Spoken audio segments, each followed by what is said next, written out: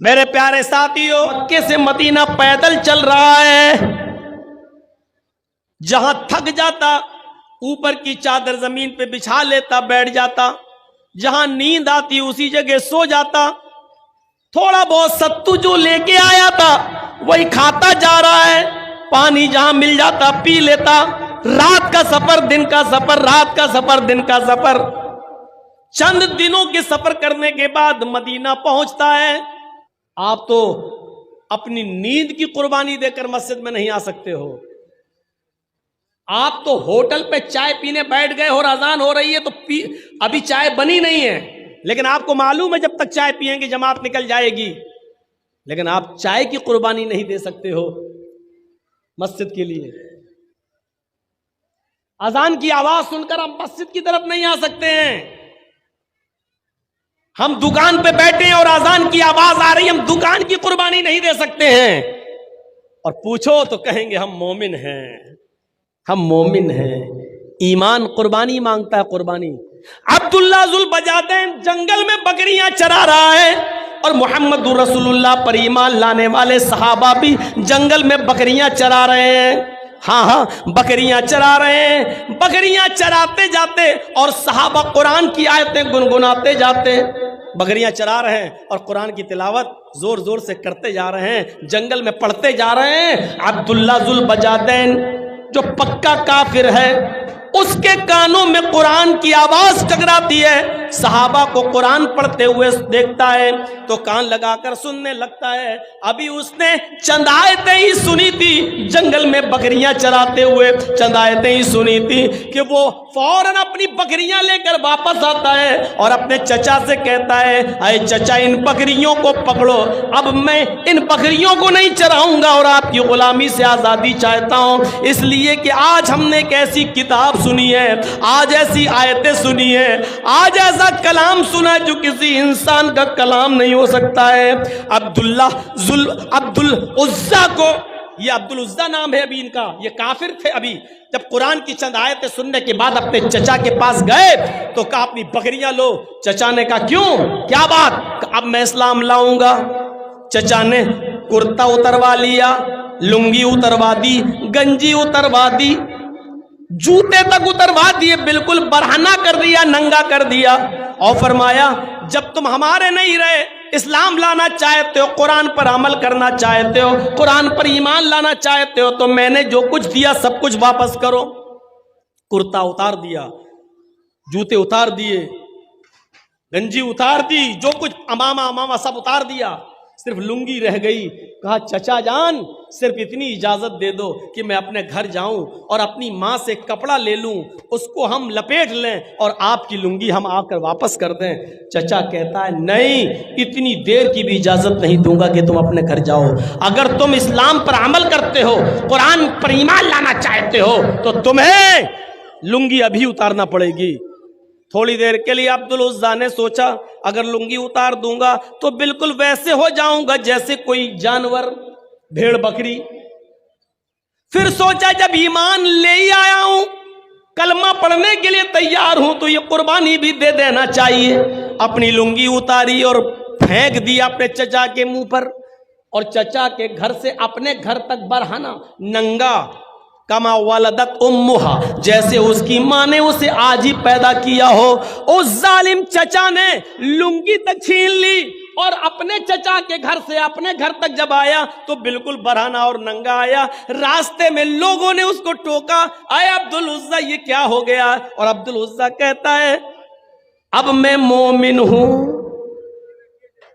اب میں مومن ہوں۔ کیسا لگ رہا ہے یہ جملہ؟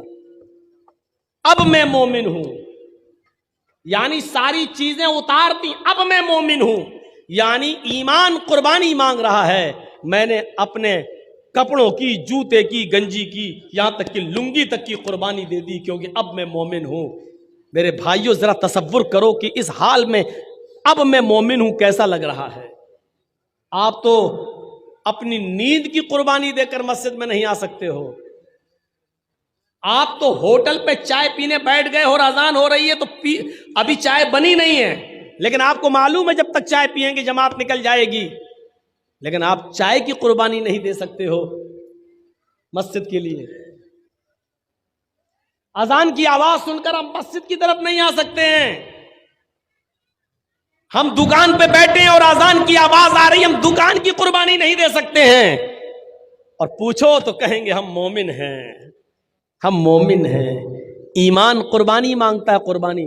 چچا نے اتنا ہی کہا تھا, اگر تم قرآن پر ایمان لانا چاہتے ہو تو لنگی بھی اتار دو.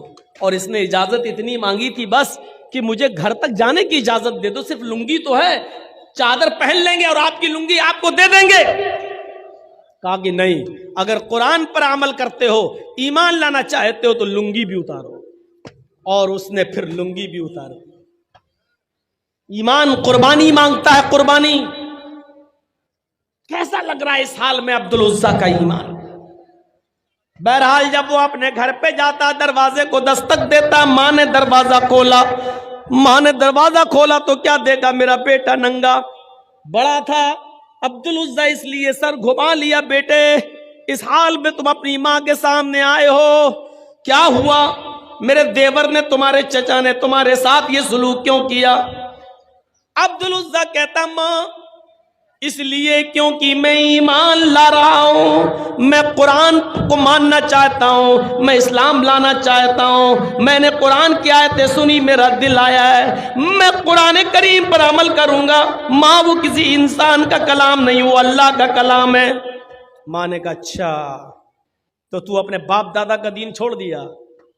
کہا ماں باپ دادا کا دین ناقص تھا, ہم نے چھوڑ دیا, محمد کے دین پر ایمان لانے جا رہے ہیں.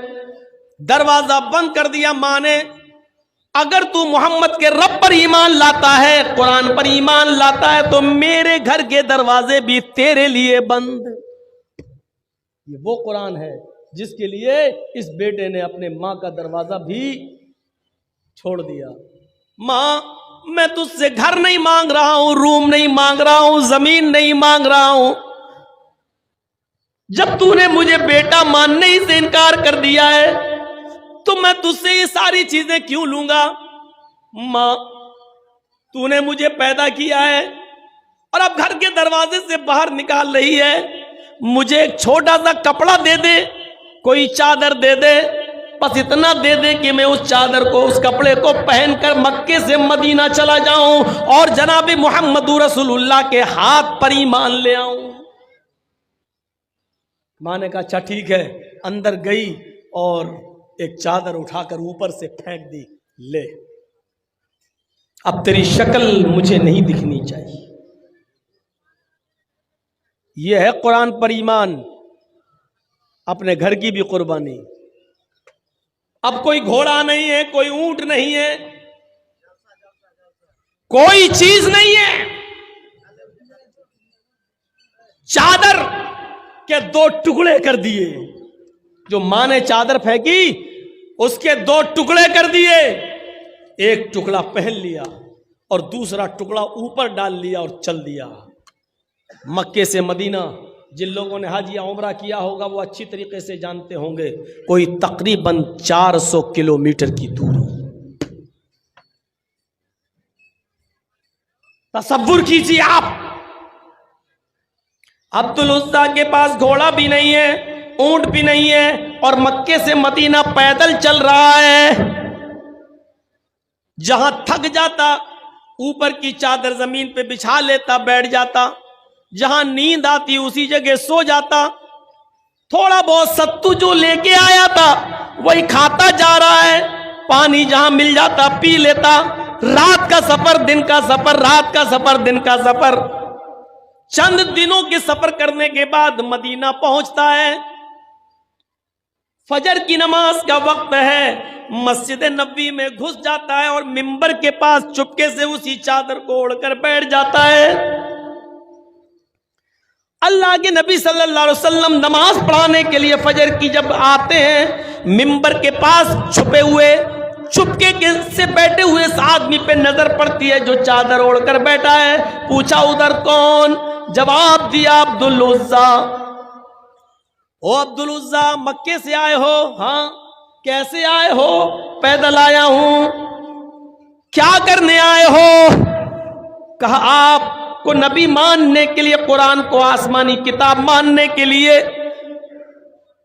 فرمایا پیدل چلے آئے. کہاں چچا نے مجھے گھر سے نکال دیا, لنگی تک اتار دی, ننگا گھر تک آیا. ماں نے گھر کے دروازے بند کر دیے, صرف چادر لی, گھر چھوڑا, مکان چھوڑا, زمین چھوڑی, جائیداد چھوڑی, صرف قرآن کو اپنانے کے لیے, قرآن پر ایمان مضبوط کرنے کے لیے, اسلام پر ایمان لانے کے لیے میں آپ کے پاس چلا آیا.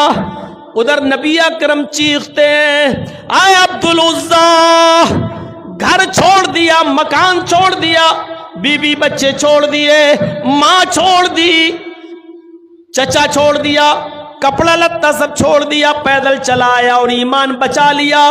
تو یہ سودا تم نے بہت سستے میں کر لیا ہے, اس ایمان کے بدلے میں تمہیں جنت ملے گی.